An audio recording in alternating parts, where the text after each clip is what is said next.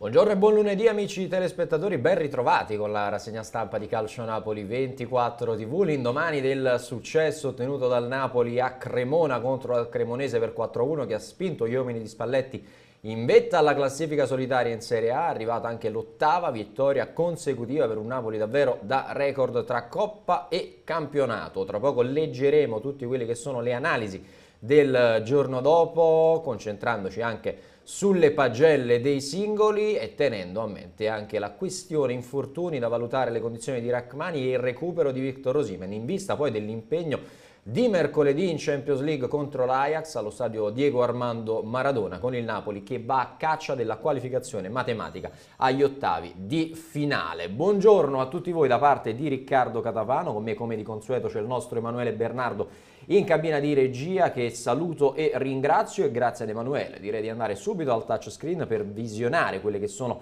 le prime pagine dei quotidiani sportivi, per poi iniziare tutta la trattazione ovviamente delle tematiche relative al Napoli. Gazzetta dello Sport, ci sono proprio gli azzurri in taglio alto, eccoci qua, scappa Napoli, 4 gol a Cremona, l'Udinese frena l'Atalanta, Spalletti è da solo in testa, la capolista fatica, poi decidono le gran riserve, Simeone, Lozano e Olivera entrano e segnano una valanga di qualità per gli azzurri. Questo è il titolo della Gazzetta, che poi si concentra anche sul Milan, Diaz De Ketelaere, il regista e Pioli, Milan in 10, il 10 è lui. 3 anni fa l'arrivo del tecnico che ha rivoluzionato il diavolo, Teo, Tonali e Leao, i capolavori. Parla anche Arrigo Sacchi che dice Pioli è diventato uno stratega. Non solo Milan e Napoli, c'è anche la Juventus, il caso Max Allegri regge, squadra nel mirino, si pensa al ritiro proprio dopo la sconfitta contro il Milan. Parla Andrés Iniesta alla Gazzetta, l'Inter è forte, a Barcellona può succedere di tutto, mentre in taglio basso ci sono anche le altre squadre. Il Toro domina ma è solo pari, Roma Dybala si fa male, attenzione anche a Paolo Dybala perché Mourinho ha detto potrebbe tornare anche dopo la sosta per i mondiali, questo vorrebbe dire saltare la sfida proprio tra Roma e Napoli in programma nelle prossime settimane. Dybala che si è fatto male tirando il calcio di rigore poi decisivo nella vittoria sofferta dei giallorossi contro il Lecce all'Olimpico. Dalla Gazzetta passiamo al Corriere dello Sport, taglio alto c'è la Formula 1, Verstappen mondiale nel Formula Caos, Max conquista in Giappone il secondo titolo, l'olandese vince sotto la pioggia, un GP ridotto, poi esplode la rabbia di Binotto, penalità ridicola a Leclerc, shock per il trattore in pista, fa ancora discutere e molto in questo caso le decisioni della FIA. Ma parliamo di Napoli, parliamo di calcio, solo il Napoli con i 4 gol alla Cremonese a quota, pensate un po', 35 gol stagionali e in classifica stacca tutti, Spalletti dilaga con 3 ingressi dalla panchina, Simeone, Lozano ed Oliveira, mentre la Roma festeggia a metà, Dybala segna il 2-1 contro il Lecce ma finisce KO. Napoli che approfitta del pareggio tra Atalanta ed Udinese e vanno in fuga, 22 reti in A e 13 in Champions, nessuno viaggia su questi ritmi, grandi i miei giocatori, il commento di Luciano Spalletti, qui vediamo anche l'uomo copertina di ieri, vale a dire il Ciolito Simeone. Poi tutti gli altri titoli di giornata, la Juventus ma anche i sorteggi per Euro 2024 con l'Italia che pesca un girone abbastanza complicato, poteva andare sicuramente meglio. Ancora una volta c'è l'Inghilterra sulla strada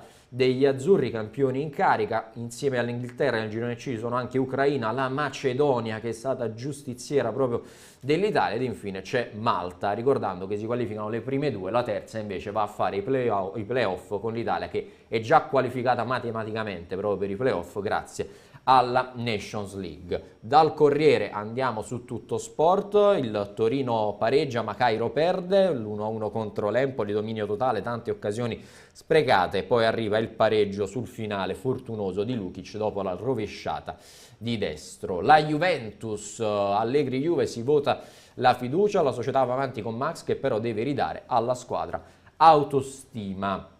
In taglio basso anche le altre, Napoli show continuo, Dybala shock, gol e serio KO muscolare per Dybala, Atalanta rimontata che Udinese, Spalletti vola in testa da solo. Qui vediamo anche la classifica con il Napoli a 23 punti, l'Atalanta a 21, a 20 ci sono Udinese e Milan, a 19 la Roma, la Lazio invece a 17 che ha una partita in meno, questa sera giocherà contro la Fiorentina, in caso di vittoria aggancerebbe il terzo posto proprio di Udinese e Milan. Questi i titoli, mentre in taglio basso continua la crisi della Sampdoria, della Cremonese, ultimi a 3 punti, mentre risale il Monza con la cura Palladino, è arrivato il terzo successo su 3, Monza che sale a 10 punti in coabitazione proprio con la Salernitana. Questi titoli di Tutto Sport, concludiamo la carrellata invece sul Mattino, c'è ancora il Ciolito Simeone in primo piano, inarrestabile il Napoli di Laga sul campo della Cremonese, finisce 4-1 ed è solo in testa alla classifica. Euforia e orgoglio, il primo a lungo, più di un messaggio, questa è la prima pagina del Mattino. Andiamo però velocemente su calcionapoli24.it per leggere ovviamente tutti i commenti del day after la vittoria, mentre arriva anche un'ultima ora per quanto riguarda Napoli-Ajax, arbitrerà il tedesco Zweier, quindi sestina tedesca per Napoli-Ajax. Ricordiamolo, agli azzurri basta un punto al Maradona contro l'Ajax per essere già matematicamente agli ottavi di finale di Champions League. Ovviamente Napoli che però vuole centrare il bottino pieno per continuare ad essere in lizza e confermare ancora di più il primo posto nel girone. Detto ciò, restiamo su calcionapoli24.it perché ovviamente c'è da commentare l'ottima vittoria di ieri, seppur un risultato 4-1 che potrebbe sembrare così dilagante, il Napoli ha saputo anche soffrire in alcuni momenti con pazienza, con concentrazione, con voglia, poi dalla panchina è riuscito a portarla a casa. E la Gazzetta getta la maschera con questo Napoli che ormai è considerato da scudetto, ha raggiunto un dato mai successo nella sua storia. Lo andiamo proprio a leggere sulle colonne della Gazzetta dello Sport. La squadra di Spalletti ha alzato un po' il ritmo e ha circondato l'area di Radu quando c'era bisogno, con la consapevolezza che senza sbilanciarsi e senza avere troppa fretta le occasioni ed il gol sarebbero poi arrivati, gol che poi sono arrivati anche nel recupero con Lozano e Olivera che hanno arrotondato ulteriormente il punteggio in una dimensione che potrebbe essere eccessiva per quanto fatto comunque da un'ottima Cremonese. Il Napoli arriva così a 8 vittorie di fila, tutte tra le competizioni, ovviamente tra campionato e Champions. Non era mai successo nella sua storia. Per la terza volta consecutiva conquista anche 7 successi nelle prime 9 giornate di campionato, a testimonianza di come le partenze siano davvero ottime in questi ultimi anni. L'impressione però è che in questa stagione la squadra abbia una consapevolezza diversa e una maturità da scudetto. Questa è l'analisi che fa la Gazzetta dello Sport per quanto riguarda gli azzurri. Il marchio però su questa squadra è ovviamente quella di Luciano Spalletti, che ancora una volta ieri l'ha letta molto bene a partita in corso, con una situazione sbloccata, è passato al 4-2-3-1, ha trovato il gol per poi tornare a un più equilibrato 4-3-3 per gli azzurri. Allora le leggiamo proprio le pagelle di Luciano Spalletti perché un tripudio di voti altissimi per il mister partenopeo, zero pressione e gestione da studiare a Coverciano. Li leggiamo molto velocemente. Proprio i voti di Spalletti a partire dal 7,5, insomma praticamente un plebiscito di 7,5 per Spalletti. Il Mattino, pochi dubbi sul Napoli primo in classifica, c'è il marchio a fuoco di questo allenatore senza macchia e senza paura. La gestione dei suoi attaccanti e delle staffette è una cosa da prendere, studiare e organizzare un master a Coverciano. La squadra gioca sempre su ritmi altissimi e soprattutto non accusa mai la pressione. Uno per tutti, certo, ma soprattutto tutti per uno, vale a dire Luciano Spalletti. 7,5 per Repubblica, così come per la Gazzetta dello Sport, cambia 3 titolari, poi cambia anche modulo, risolve pure il rebus di Cremona ottenendo il massimo dalle sostituzioni. Fin qui davvero perfetto Spalletti.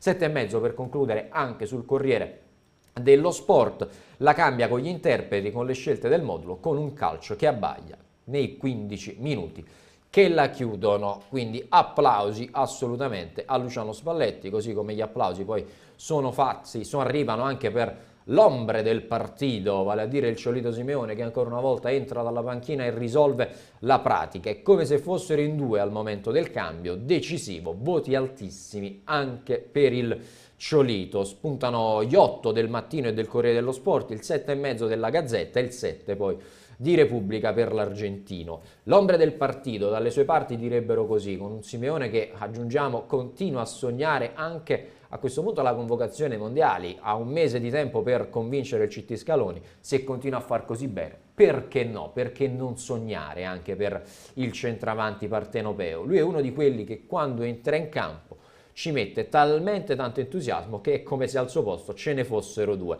Davvero indiavolato, e allora il gol è il giusto premio, ma c'è altro, perché non ci si ferma solo al gol, tipo l'assist con il quale innesca l'azione del 3-1, un cucchiaio di rarissima bellezza. Poi bravo anche Kvaratskhelia a servire, lì sì, altruista Lozano per il gol del 3-1 che chiude i conti. 7,5 per la Gazzetta, Simeone decide la gara con un gol bello e importante, proprio come accadde a San Siro, avvia l'azione del 3-1 con un gran lancio, ottimo impatto. 8 anche per il Corriere dello Sport. Queste le pagelle degli uomini copertina del Napoli, da una parte Spalletti, dall'altra il Chiedo Simeone. Poi troverete anche altre pagelle degli azzurri, quelle di Lobotka, quelle anche di Ndombélé, partita in chiaroscuro, parte bene, poi alla lunga si perde un pochino il centrocampista francese. Trasferiamoci su Repubblica, che esalta questo Napoli davvero dei record. C'è un ventre partenopeo che regge la baracca. Kvaratskhelia ha capito la lezione. Vediamo allora questo editoriale proprio di Paolo Condò sulle colonne di Repubblica. Il Napoli si è scrollato di dosso l'Atalanta ed è rimasto capolista solitaria nella domenica in cui il risultato largo inganna, perché la Cremonese l'ha costretto a faticare parecchio. Il fatto che i 3 punti siano arrivati comunque racconta di un ventre partenopeo, vale a dire Rachmani, Anghissà e Lobotka, considerati gli uomini chiave in questo momento degli azzurri, che sono al lavoro per reggere la baracca in attesa delle giocate risolutive come il colpo di testa di Simeone o il fragrante assist basta spingere di Kvara per Lozano. Davvero inciso. Passare anziché tirare era ciò che il georgiano doveva fare, ma il calcio è pieno di attaccanti che davanti alla porta scordano la soluzione corretta e scelgono quella egoista. Quindi un Kvaratskhelia che impara la lezione, lo ha detto anche ieri Luciano Spalletti, che continua insomma in quest'opera di crescita per Kvicha Kvaratskhelia, non solo le giocate ma anche gli assist per i compagni, vale a dire un calciatore che seppur la sua giovane età sta diventando sempre più decisivo. Ieri un po' in punta di piedi, in sordina, non una gran partita, ma alla fine le giocate decisive, il rigore, l'assist per Lozano, insomma ci ha messo ancora una volta lo zampino, e questo fanno i grandi calciatori. Magari non nella domenica più importante, nella prestazione migliore, riescono comunque ad essere decisivi. Leggiamo anche degli infortunati a questo punto in vista dell'Ajax, perché ieri l'unica nota stonata di questa trasferta dello Stadio Zini vittoriosa per il Napoli è stato l'infortunio di Amir Rachmani, uscito nel finale per un problema muscolare. Leggiamo le ultime sulle condizioni e anche i tempi di recupero del kosovaro, che a questo punto dovrebbe essere out contro l'Ajax. Oggi ulteriori esami strumentali per capire le tempistiche. Leggiamo sul Mattino però un piccolo problema muscolare che ha costretto il difensore a lasciare il campo sul finale della ripresa. Andrà monitorato in queste ore, come detto, oggi esami strumentali per lui, anche perché con problemi muscolari non si può scherzare. Lo stesso Rachmani non era al 100%, ricordiamolo, anche durante la sosta per le nazionali. Mercoledì infatti si torna in campo per la Champions contro l'Ajax, con il Maradona che tra l'altro va verso il tutto esaurito, e Spalletti potrebbe pensare di tenerlo a riposo per evitare di forzare. D'altra parte al suo posto c'è Ostigard, che già ieri a Cremona ha dimostrato di potersi meritare una maglia da titolare. Quindi si va verso la staffetta Ostigard-Rachmani contro l'Ajax. Sicuramente, Spalletti lo ha già annunciato, qualche cambio, i soliti 2 o 3 ci saranno.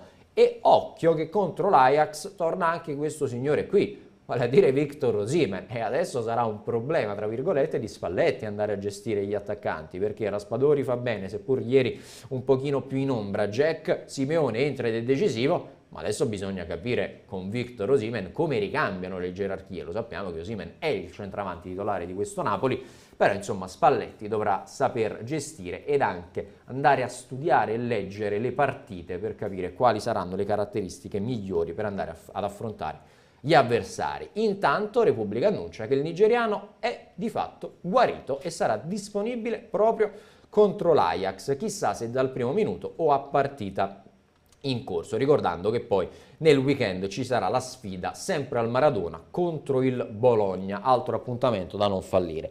Cosa scrivono su Repubblica? Che il Napoli in orchestra e Spalletti si è quasi scusato con i giocatori che stanno avendo meno minutaggio. Da mercoledì contro l'Ajax al Maradona tornerà a disposizione anche Victor Osimhen e la concorrenza in attacco si farà ancora più serrata. Uno dei cosiddetti happy problem in questo caso per Luciano Spalletti. Dunque, buone notizie per Osimhen, da attendere invece quelli che sono gli aggiornamenti per quanto riguarda i tempi di recupero di Amir Rrahmani. Questa era anche l'ultima notizia della nostra rassegna stampa, ma come sempre trovate tantissimi aggiornamenti su calcionapoli24.it, dalle ultime su Rrahmani alla moviola di ieri sul rigore concesso agli azzurri, che tutti quanti ovviamente confermano ci fosse, ma le immagini lo avevano dimostrato, le analisi, le pagelle, insomma trovate davvero tantissimo su calcionapoli24.it e tanti altri aggiornamenti arriveranno nei prossimi minuti, grazie come sempre alla nostra redazione. La rassegna termina qui, prosegue però ovviamente la nostra programmazione su Calcio Napoli 24 TV e sul nostro canale YouTube, e proprio sul canale YouTube vi invito